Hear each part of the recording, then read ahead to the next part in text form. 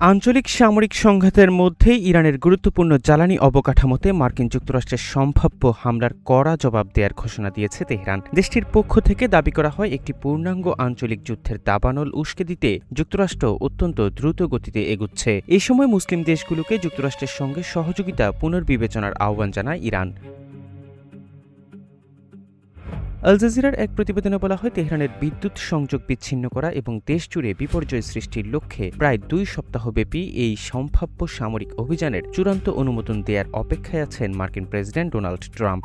এমন সম্ভাবনার প্রতিক্রিয়ায় ইরানের যুদ্ধকালীন সামরিক কমান্ডের প্রধান মেজর জেনারেল আলী আবদুল্লাহি জানান, যুক্তরাষ্ট্র নিজের স্বার্থ রক্ষার ঢাল হিসেবে প্রতিবেশীদের রাজধানী, সম্পদ ও অবকাঠামো ব্যবহার করছে এবং ইসরায়েলের যুদ্ধযন্ত্রকে শক্তিশালী করছে।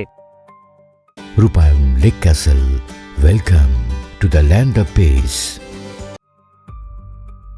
আবদুল্লাহি স্পষ্ট করে বলেন, যে দেশি অপরাধী ও আগ্রাসী আমেরিকার প্রতিরক্ষামূলক ঢাল হবে, তারা এই যুদ্ধের আগুনে পুড়ে ছাই হয়ে যাবে। বিদ্যুৎ কেন্দ্র ও পেট্রোকেমিক্যাল কারখানা সহ ইরানের বেসামরিক অবকাঠামোতে যুক্তরাষ্ট্র এবং ইসরায়েল যে কোনো মুহূর্তে ব্যাপক হামলা চালাতে পারে। মার্কিন গণমাধ্যমগুলোর এমন প্রতিবেদনের প্রতিক্রিয়ায় এই সতর্কবার্তা দিল ইরান।